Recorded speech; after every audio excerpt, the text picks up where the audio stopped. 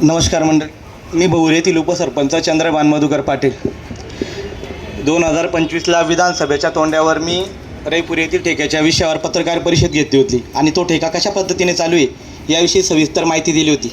आणि तो ठेका बंद करण्यासाठी गेल्या 1 वर्ष मी सतत लढत आलो. माझ्यासोबत आमचे वकील साहेब राहुल दादा ते होते, इतर परिसरातील शेतकरी होते, सरपंच होते. तर त्या ठेक्यावर अखेर कारवाई झाली, आदेशही आला. त्यानंतर त्या ठेक्याच्या कारवाईमध्ये 55 लाख रुपये समोरील ठेकेदाराची रक्कम जमा करण्यात आली. त्यानंतर जवळजवळ 14 डंपर वाहनांवर कारवाई करण्यासाठी तसा आदेश जिल्हाधिकारी गुगे साहेबांनी, तहसीलदार साहेबांना दिला, प्रांत साहेबांना दिला व 1044 ब्रॉस रेतीच्या साठ्यावर सुद्धा कारवाई करायला यांना आदेश केलेले आहेत. गेल्या 3 महिन्यापासून मी प्रशासनाचा दारी फिरतोय, पत्रव्यवहार केलेले आहेत, तरीसुद्धा यांना विचारल्यावर हे सांगतात की 1044 ब्रॉसचा हा जो साठा आहे हा नदी पात्रात नाहीच आहे. त्यानंतर हे म्हणतात की 14 वाहन होते डंपर ते आमच्या ताब्यात नाही, आम्ही त्यासाठी RPO अधिकाऱ्यांना पत्र पाठवलेलं आहे. तर मला एकच म्हणायचं आहे की प्रशासन कोणाच्या दबावामध्ये काम करते. म्हणजे ज्या हायकोर्टाच्या आदेशाने कारवाई झालेली आहे, कागदावर आदेशही झालेला आहे, पण कृतीत ती कारवाई झालेली नाही आहे. तर हे सर्व निष्पन्न होतं की याच्यामध्ये महसूल प्रशासनाचा खूप मोठा म्हणजे या गोष्टीला सपोर्ट आहे. तर प्रशासनाने असं न करता कारवाई केली पाहिजे आणि हे सर्व थांबवलं पाहिजे. जय हिंद.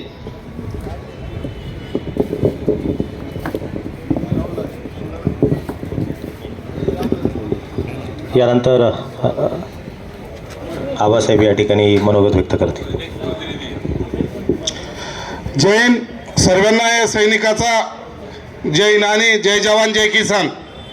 चाळीसगावची परिस्थिती जर म्हटली तर मी बऱ्याचदा बिहारचं जहानाबाद, औरंगाबाद, पटना, मुंगेर या भागात फिरून आलेलो आहे. तो सुळसुळाट असतो. तिथे जंगलराज या नावाने घोषित केलेलं असतं की जे बडे सुवर्ण नेते या लोकांचा दबदबा असतो. तसं चाळीसगावमध्ये रात्री जर 11 वाजले ना तो रोडावर फिरता येत नाही. तो डंपरांचा आवाज, त्या ट्रॅक्टरांचा आवाज, खरजई तरवाड्या रस्त्याला फक्त तुम्ही येऊन बघा, त्या रेल्वे गेटकडे वॉकिंग करणारे जीव घाबरतो. हा उडून निघून जाईल की काय होईल बुवा. आणि तुम्ही एका साईडने सांगतात हे 1500 रुपये लाडके बहीणचे घ्या आणि तीच लाडकी बहीण तुम्ही उडून दिली नाही का. खरंच अचंबा वाटतो या चाळीसगाव नगरीचा की प्रसंग खराब आहे. बोलण्यासाठी कोणाची ताकद नाहीये. शासन असो प्रशासन असो डोळे लागून सर्व प्रकार बघतोय. मी बोलतो का फशीज असू, मला मागे का काय करतील का मला उडायची अशी परिस्थिती झालेली. पण असो, एक सैनिक या नात्याने बोलतो, चाळीसगावचा नागरिक आहे, वतनदार आहे, देशाचा सैनिक आहे, एक शेतकरी पुत्र आहे. त्या गिरणामाईचं रक्षण आपण केलं पाहिजे. विशाल दादांनी सांगितलं त्या गिरणामाईवर माझा शेतकरी जिवंत आहे. हो, ते पाणी आल्यानंतर मुलगा झाल्यानंतर एवढा आनंद होत नाही मला, तेवढं पाणी आल्यावर आनंद होतो. जल ही जीवन आहे, त्या जीवनावर आपण आधारित आहोत. निश्चित रूपी माझ्या शेतकरी राजाची परिस्थिती या चाळीसगाव नगरीची खूप वाईट आहे.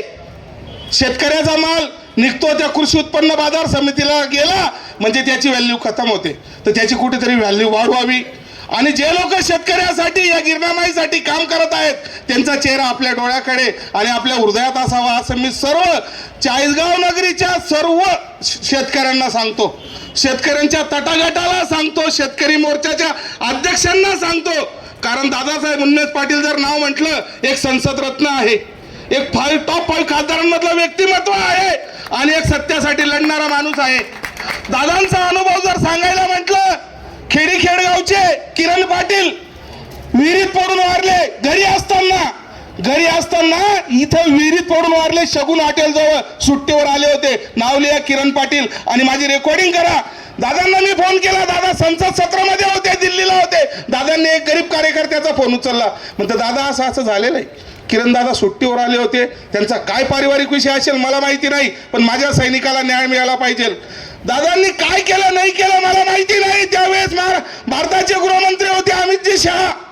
दादांनी डायरेक्ट मंत्रालयात बातचीत केली. अमित शहाचा PA फोन त्यांच्या डीजीचा फोन मला.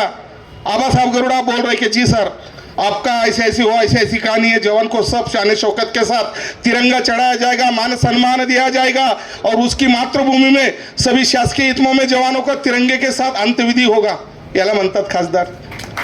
जवान विहिरीत पडून मारला. तो जवान सीमेवर नव्हता, फक्त सुट्टीवर होता. तरी ज्या जवानाला सीमेवर जे काही बेनिफिट मिळतं, ज्याला जो अधिकार मिळतो, जसा शासकीय इतमात ड्युटीवर लढत असताना जवानाला जो मान सन्मान मिळतो तो उन्मेष दादांनी दिला. हो, डायरेक्ट गृहमंत्र्याशी बात करून. तो अनुभव आहे मला आणि लाईव्ह सांगतोय. दादा आज मंचावर आहेत. दादांच्या समोर एक छोटासा कार्यकर्ता त्या जवानाच्या परिवाराला खेडगावचे आमचे सरपंच आबासाहेब असतील, आबा रावते, आबा सत्यता आहे की नाही मला कोणीतरी सांगितलं आणि तू तिथे जाऊन असं बोले. आबा गरुडा कुठंच काहीच नाही, कुठंच घाबरत नाही. त्याच्यामुळे माझी वाऊविषयी प्रशासनाला विनंती असेल, कारण आता चाळीसगाव तालुका जागृत झालेला आहे. पुढे खूप अवघड होईल. आज इथे 400 असतील तर 4000 बी येतील आणि 40,000 बी येतील. फक्त काहींचे मन दुखवलेले आहे, ते पडदे आडून बोलताय. फक्त हे समोर येणारे लोक आहे, ते पडदे आडचे सुद्धा पुढे आणायचं काम आमचं आहे. मग काय करायचं आणि सत्यता मांडायची. त्याच्यामुळे सत्य ओळखा, सत्य माणूस ओळखा. चाळीसगावची परिस्थिती काय होते ही आता नाही करणार, तुम्हाला मग अजून 5 वर्षात कळेल. त्याच्यामुळे जब जागो तब सवेरा. त्याच्यामुळे माझी तुम्हाला विनंती आहे, चंचनताईला न्याय मिळाला पाहिजे. गिरणा परिक्रमा वाचवली पाहिजे, त्याचं पाणी वाचेल, वाळू वाचेल, आपला शेतकरी वाचेल. हीच माझी तुम्हाला विनंती. आपला नाही, पण आपण इथले वतनदार आहेत, या भूमीचे पुत्र आहेत. आपण याचं लेणं लागतो. आपण हे काहीतरी पांग फेडले पाहिजे. चाळीसगावला अधिकारी येतील, 3 वर्ष आपला कार्यकाल काढतील, निघून जातील. अधिकाऱ्यांना सुचवा की तुम्ही हे केलं पाहिजे, हे नको केलं पाहिजे. त्याचा जनता जनार्दन मध्ये सर्वात जास्त ताकद आहे. ती ताकद तुम्ही दाखवा. वेळोवेळी कान टोचा, कारण अधिकारी इथे राजपाट भोगायला आलेला नाही, तो तुमचा सेवक आहे आणि तो करेल. फक्त त्याला आठवण करून द्या. आपण आठवण करून द्यायला कुठेतरी घाबरतो. नको होतो PSI मन कसं होईल, नको होतो तहसीलदार प्रांतशी मन कसं होईल. तुमचं काहीच होणार नाही. तुम्ही संविधानाच्या चौकटीत राहून काम करा. कोणाला शिवीगाळ करू नका, कुठल्याही जातीवादी बद्दल बोलू नका. जो आपला संघर्ष आहे गिरणामाईचा, ती परिक्रमा तुम्ही घेऊन त्या अधिकाऱ्याला तुम्हाला मदत करावीच लागेल. आयोजकांनी बोलण्यासाठी मोका दिला. बोलासारखं खूप काही आहे. खूप मन असं मधून असं चहा ना बोका ना, चहा जशी उतू जास ना तसं उतू येस, पण बोलशात आणि करशात काय. बिल्ली के गले में घंटी कोण बांधेगा. त्याच्यामुळे मी एक सैनिक होण्याच्या नात्याने हेच सांगतो, निर्धार पक्का. आणि आमचा सर्वात मोठा नेता दादासाहेब उन्मेष पाटील, माजी खासदार, जे आमदार, यांच्या मागे सहपाठिंब्याने माझा सैनिक परिवार या सत्यासाठी उभा आहे. आणि चंचनताईला न्याय भेटेपासून तर पुढची गिरणा परिक्रमा वाचवण्यापर्यंत दादा तुमच्या सोबत आहोत. बोलो भारत माता की जय जवान वंदे जय. धन्यवाद. अतिशय